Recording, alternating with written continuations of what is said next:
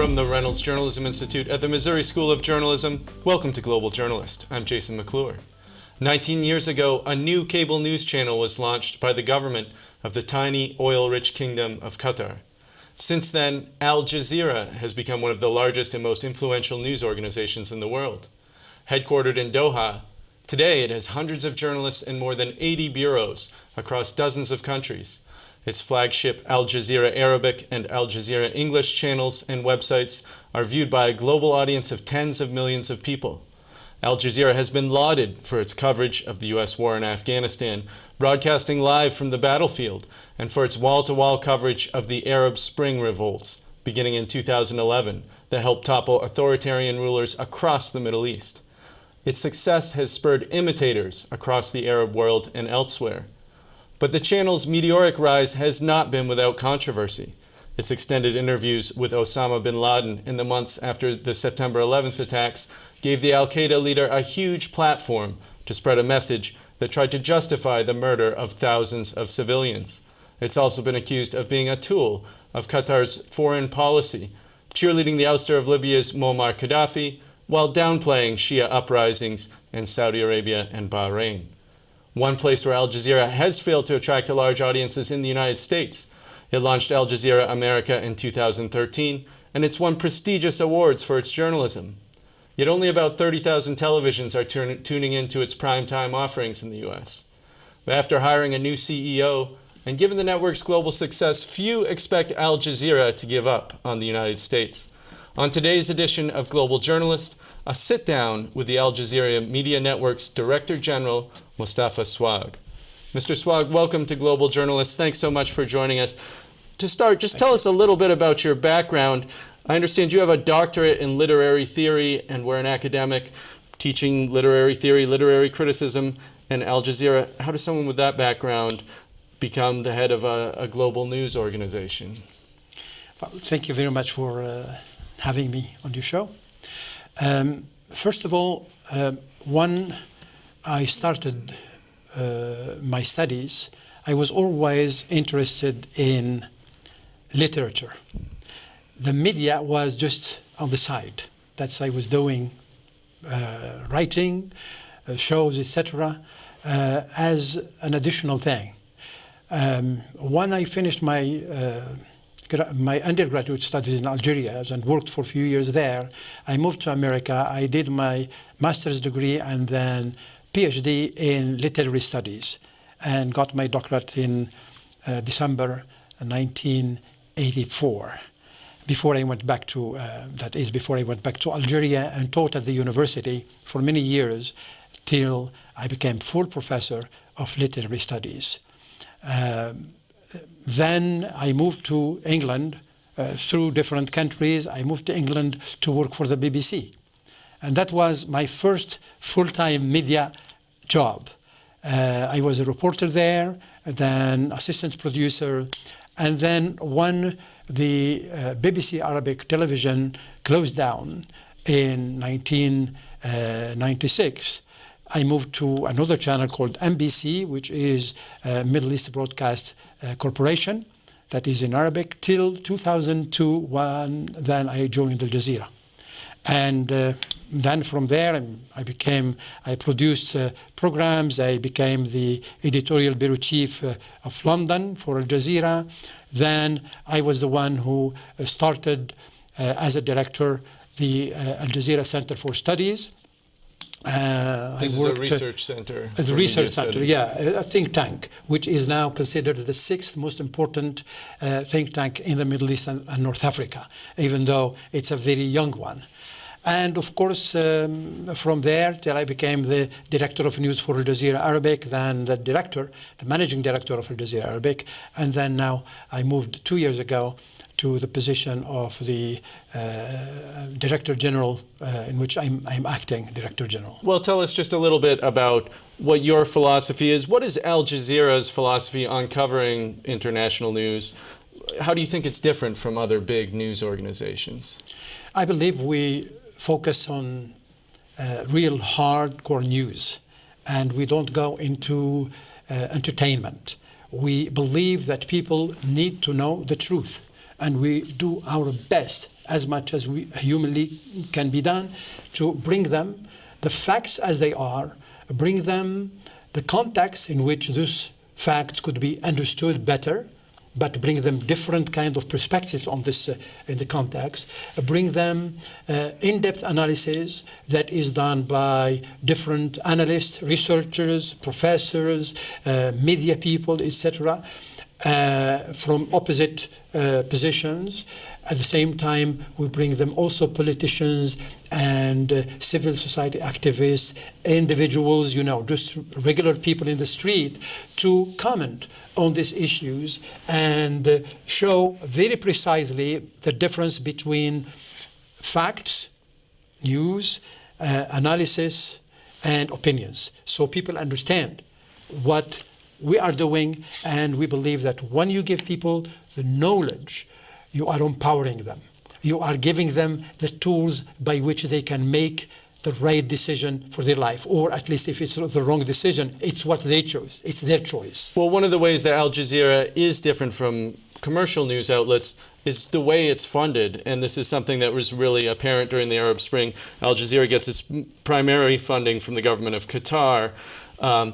But it was just evident during the Arab Spring, the sort of depth of Al Jazeera's reporting. You have bureaus in so many of these countries with experienced correspondents. It was very evident that you weren't just sort of parachuting people in to cover this, but that you had people who are very knowledgeable about these regions. This is something that's hugely expensive to do this. Can you just give us a sense, how much does it cost to operate Al Jazeera, and how much of that funding comes from Qatar's government? Well, first of all, let's say that we do have over 80 bureaus, foreign bureaus, as you mentioned in your introduction.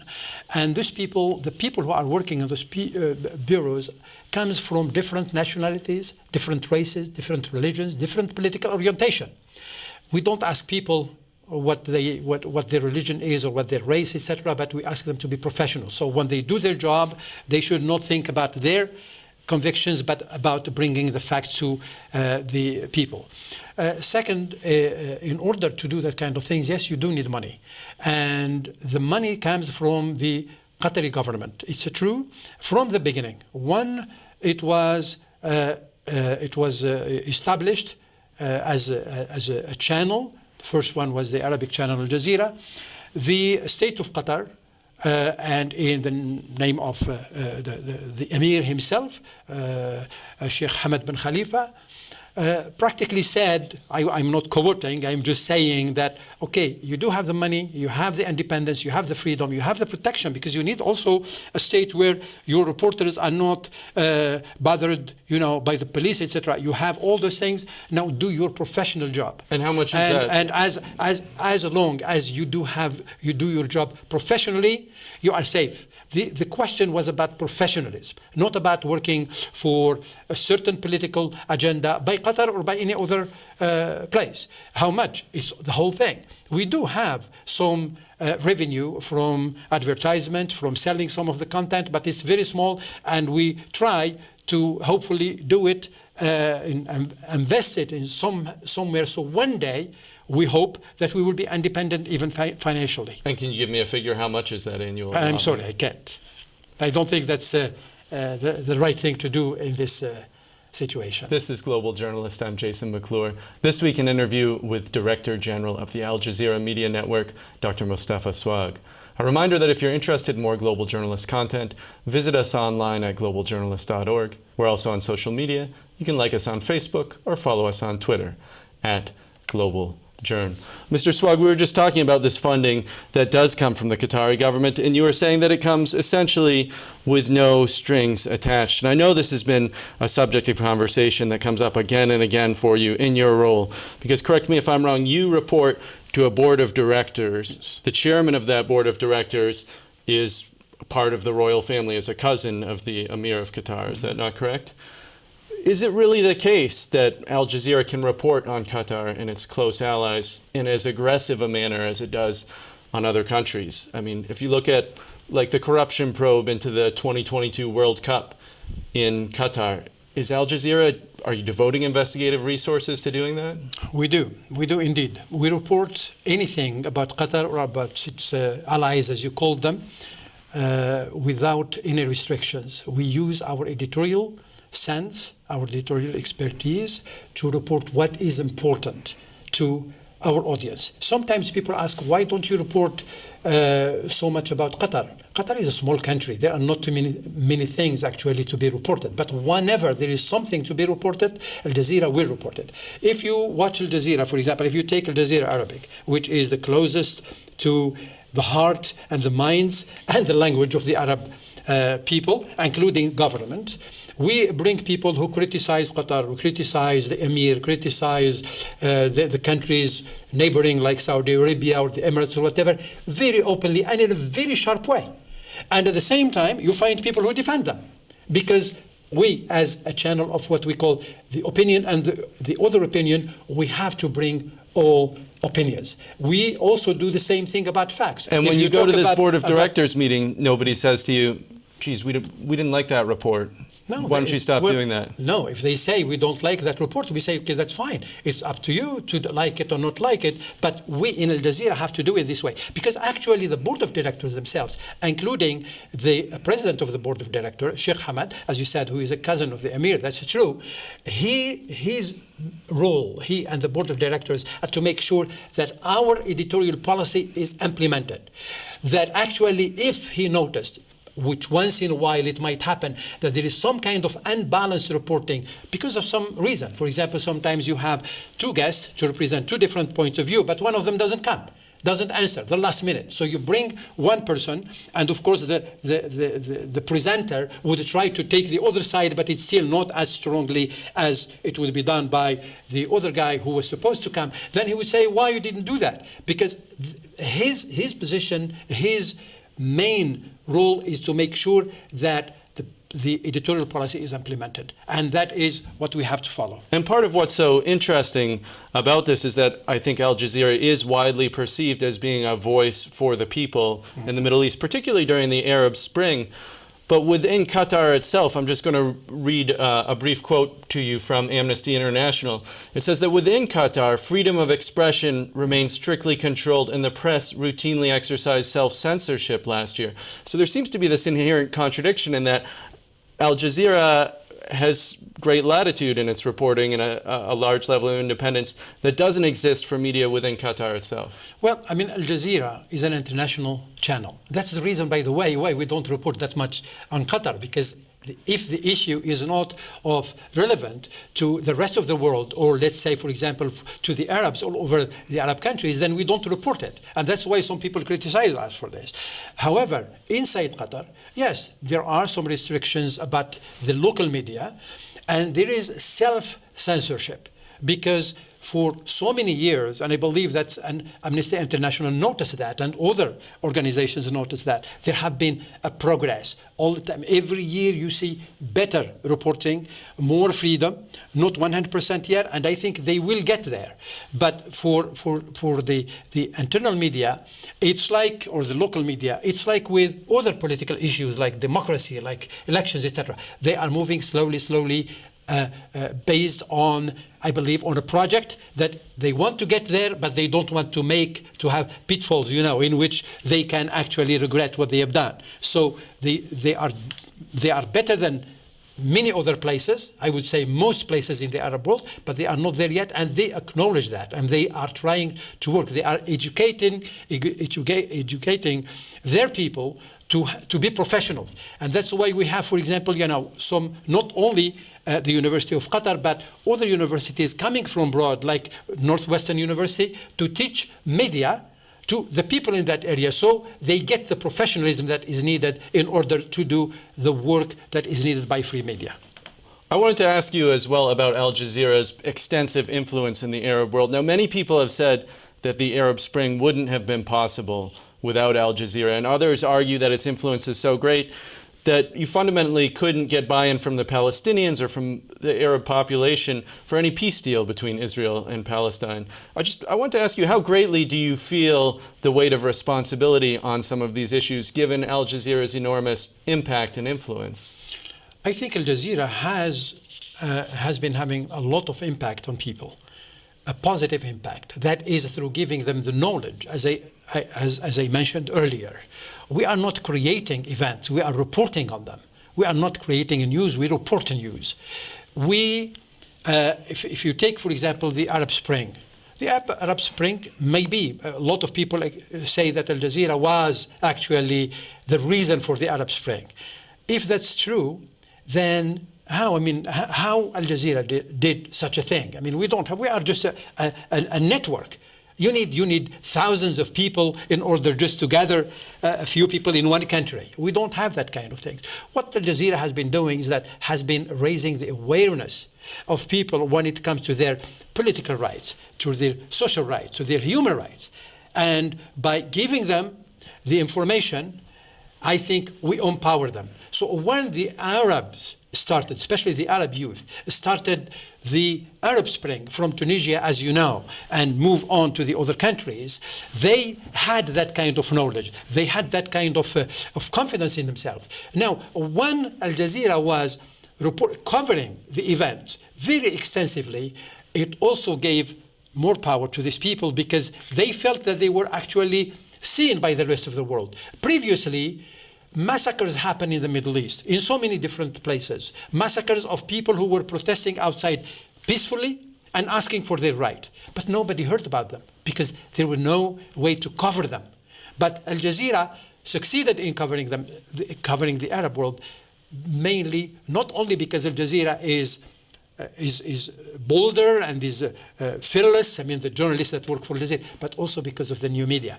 Al Jazeera was started using new media just before the Arab Spring, and that provided us with the news that wouldn't have come to Al Jazeera or anywhere else without that. That's why, for example, in Libya, you mentioned Libya earlier, in Libya, Al Jazeera was not able to work during the revolution. Actually, I believe four of our reporters were imprisoned who were trying just to get in to start to cover what was going on in Tripoli, for example. One of our cameramen was killed near Benghazi when we were covering the news. But what we were getting things from people, from the phones, from the small cameras, from the new technology. And that's what made it possible for us, because we were actually working with the new media before the revolution starts. Well, I wanted to ask you as well, you mentioned that Al Jazeera, it does have a reputation for being a very bold, a very aggressive network. It's won many, many journalism prizes. Many people would argue that Al Jazeera English is bar none the finest news network in the world. But for many Americans, Al Jazeera is still associated with its extended interviews with Osama bin Laden in the months after September 11th, in which bin Laden, goes to great lengths to justify the murder of thousands of innocent people. I wanted to ask you, the original interviews were before your time, but you're in charge now. Is this something that you would do again? I think about your program here. If Abu Bakr al-Baghdadi, who claimed himself to be the Khalifa of the Islamic State, ISIS, called you and said, you have an interview with me. You can come and get the interview. Nobody has ever interviewed him. Would you do it? You see, if you have an event, if you have a figure, if you have an issue that everybody wants to know about, but many you have no right, I'm sorry, but you have no right to judge what is good or not good for people. You just have the right, does that include justifying the murder of innocent people? I don't think that's justifying is the right thing. But if you don't know that this actually guy who was called Osama bin Laden is justifying murdering thousands of people, then you might not actually believe that actually he's the one who did it. So you need actually to hear it from the mouth of the horse, as you say in English. And when people listen to him, are they going with him or are they going against him? I believe that people who heard Osama bin Laden on Al Jazeera and on CNN, because a lot of his tapes were broadcast on CNN. Arguably, many people were turned off by that, but some people probably joined Al Jazeera as a result and bought into this ideology. Exactly, because our idea is to give people the information. When we put, for example, Osama bin Laden, we bring right after him, we bring people from America to discuss the issue and to explain what happened and what's going on. So this type of speech that you're saying Al Jazeera would broadcast, I presume the same thing you'd take the same view for neo-Nazis, for the Ku Klux Klan, for others that espouse killing people for religious or ethnic reasons. In certain situation, yes. In certain situation, no. No, because if you get, for example, now, if there is any kind of speech or any kind of interview in which those leaders, for example, or this whoever we are talking about are calling for hate or for killing or whatever, we don't put them on Al Jazeera. But to comment on certain policies, on certain approaches, on certain decisions, yes, we bring them. The same thing with the neo-Nazis. Neo-Nazis, you can see them on European, for example, networks. You know, some of the actually the very far right anti-immigrants, so many things are actually winning elections. So if you don't make people aware of their discourse, of their ideas, how can people make the right decisions when they go, for example, to for the voting poll? How do they do that? You need to tell people what's going on. You need to let them see for themselves. And if they don't choose the right thing, it's their responsibility. You cannot make the messenger responsible for the decisions made by other people. This is Global Journalist. I'm Jason McClure. This week, a look at the Al Jazeera Media Network with its Director General, Mostefa Souag. Mostefa Souag, I wanted to ask you as well, you know, you spoke very extensively about the decision to air Osama bin Laden's tapes in the months after September 11th. Tell us about Al Jazeera's relationship with the U.S. government, because we know in the years after September 11th it was quite tense. U.S. officials certainly had a perception that Al Jazeera had something of an anti-American bias. Under the Obama administration, there seems to have been a warming of ties. Can you tell us just a little bit about how that came to pass? Well, I mean, first of all, we were never, and we have never been anti-Americans, and we have never taken an anti-American stand in any of our work. The question is that the American government, when they were feeling afraid, when they had some security issues, when they had people questioning things, they had to look for somebody. And they say, well, if you are not with us, and that's what George Bush said, then you are against us. And when we say we are not with you and we are not against you, we are media. We just bring you the news.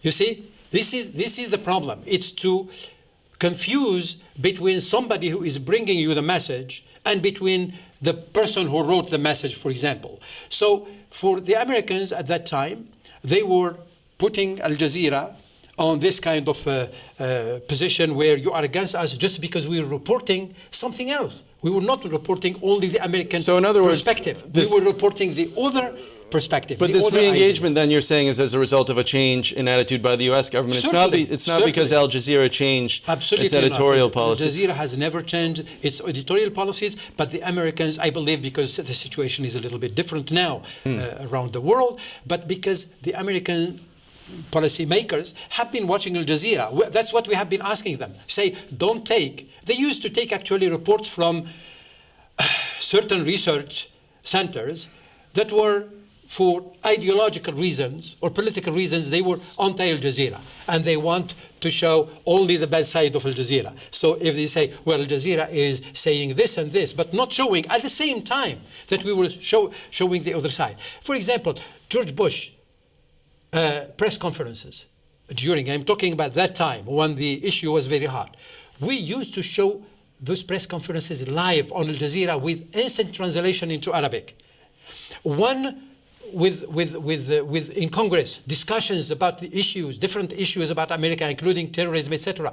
We showed them live. Even now, we do the same thing. The foreign secretary, we show their things live on Al Jazeera because we want people to know exactly what's going on, what these people think. We don't take side. Well, I want to give you an opportunity to respond as well to another criticism that has been leveled at Al Jazeera, and that is of anti-Semitism, which is something that two of your executives who recently left Al Jazeera America accused the network of in its lawsuits. The Anti-Defamation League also lists a number of incidents that they consider anti-Semitic. Al Jazeera ran an article suggesting that Israel was behind the formation of the Islamic State. That was in August 2015. In May 2014, one of your websites, Al Jazeera Talk, published an article citing the protocols of the elders of Zion that read in part, if threat is considered, the Jews are the biggest threat. If hate is considered, the Jews are the most hateful. so on and so forth. I want to give you an opportunity to respond to that because these incidents, they suggest that there is some sort of culture within Al Jazeera that fosters this. Well, first of all, thank you for asking this question because it's a very serious one. Al Jazeera has never been and will never be anti-Semitic. This is very honestly nonsense. If somebody within an organization, and that's if, assuming, expressed any kind of utterance that is perceived to be anti-Semitic, and if we know about it, then that person will be out. We don't tolerate anti-Semitism, we don't tolerate sexism, we don't tolerate racism, we don't any of that stuff. We have people from all over the world, including people who are, Jews, for example. You cannot be Jewish, and there is a perception that Al Jazeera Arabic does have a different editorial line than Al Jazeera English. Absolutely not. This is the standard, our editorial policy. But if it happens, for example, you mentioned something about the protocol of Zion, etc. If it happens, if it's published on any Al Jazeera website, then I'm sure it's not done by Al Jazeera. It's either somebody who comes to, one of the comments on certain articles, or an opinion. This was on Al Jazeera Talk, published by someone working for Al Jazeera, August 2015. I would like to see myself. And then after 2001, after the September 11 attacks, there was an Al Jazeera article that suggested that Jewish people have been warned not to go to work that day. Yeah, there were all kind of conspiracy theories going on in America as well. We have a documentary done by Americans here in America that actually put all these questions in that respect. Not about Jews or not Jews. I'm not suggesting that, but about questioning the logic of what happened and why it happened and who was beneficial from that what happened. So do you consider all these people anti-Semitic or anti-Americans? It's not. In media, our core business is to question everything and to look for the truth. Because in some cases, we found out that what was promoted as the ultimate truth, especially by certain governments, is actually the ultimate false news. And you find out exactly the opposite. So this is our business. It's not because we are against anybody. Actually, if you talk about anti-Semitism, let's go to Al Jazeera Arabic was the first Arabic channel to put the Israeli government officials on our screen to explain to the Arab world for the first time in their own language to express, to tell them what they think, because we wanted to present them like anybody else, like the Palestinians and other people. That'll do it for this edition of Global Journalist, a production of the Reynolds Journalism Institute and the Missouri School of Journalism. Many thanks to Mostefa Souag from Al Jazeera for joining us today. Global Journalist executive producer is Josh Kransberg. Our lead producer this week is Nassim Ben-Shaban. Our studio director is Travis McMillan from RJI. Our audio engineer is Pat Akers of KBIA. For all of us at Global Journalist, I'm Jason McClure. Thanks for joining us.